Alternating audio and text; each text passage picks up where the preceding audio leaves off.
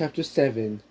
The men scrambled to fold up their tents, pack up their knapsacks, and fill their canteens at the stream. Already they were grumbling about the heat. Buddy skipped around as if she was getting ready to go to a party.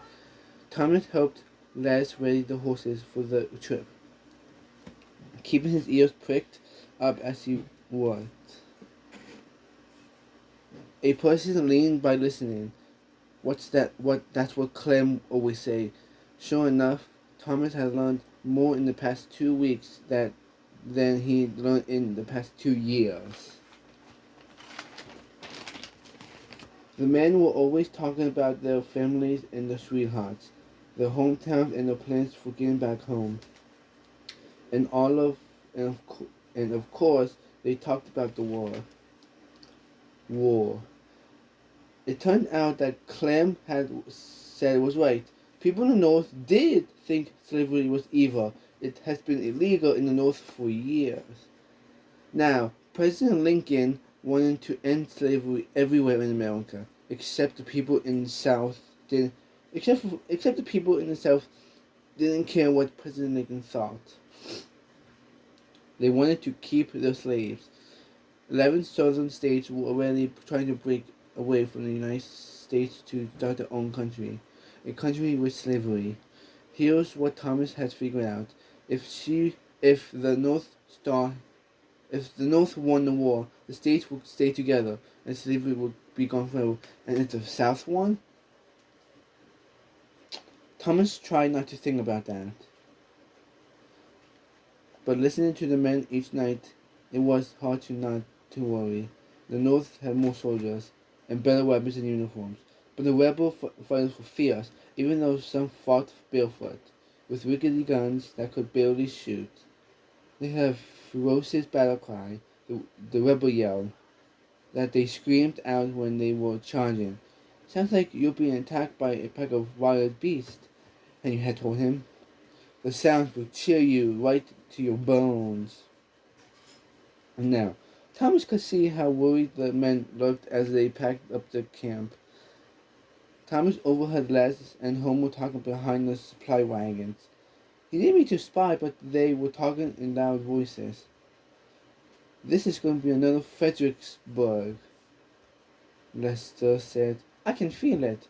Don't say that, Les. Don't even think it, Homer said. Later, Thomas asked Henry about what he'd heard. Henry didn't answer right away. Fredericksburg was the big battle we fought, he said, back in December. What happened there? Henry looked into his knapsack, rummaging around, as though he might find the answer folded up in his blanket. But then he dropped his pack and sat down. He patted the grass next to him, and Thomas sat too. Henry's face got a faraway look, and then, in a low voice, Henry told the story of that day. Chapter 8. We were told it was to be a surprise attack, Henry began. Tens of thousands of Union troops were to march to a town in Virginia, Fredericksburg. We will attack the rebels, take the town, and then march south to capture Richmond, Virginia's capital. Henry explained that the Union needed a victory badly, that the people up north were losing faith in their army and their generals. It seemed like we were sure to win in Fredericksburg. Except that the rebels knew exactly what the Union was planning. And they were ready. Henry said that the rebels had a brilliant commander, the General Robert E. Lee. Somehow he always figured out where the Union army was going to be and how they planned to attack. Sure enough, he had figured out the Union plan to attack Fredericksburg.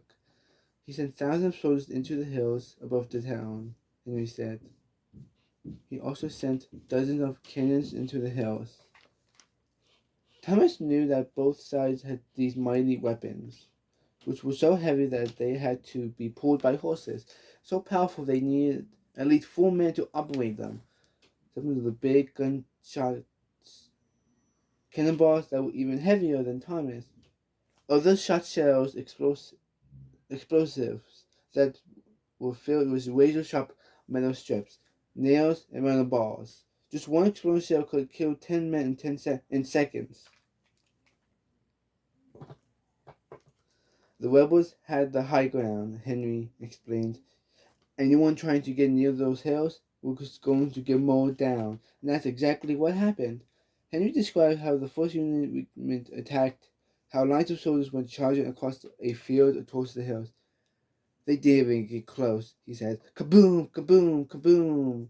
Rebels cannons thundered hundreds of blasts every minute. And with every blast, Union soldiers fell. Men who managed to survive the artillery blast were met with a storm of bullets.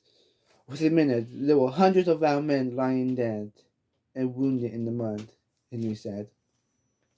But the Union generals wouldn't admit that the plan was a failure. They sent more regiments to our attack, and every time it was the same. Kaboom! Kaboom! Kaboom! More soldiers dead and wounded. Their bodies bleeding and shattered. And then it was our turn, Henry said. Henry's regiment lined up and started charging towards the hills. There was so much smoke we could barely see, he said.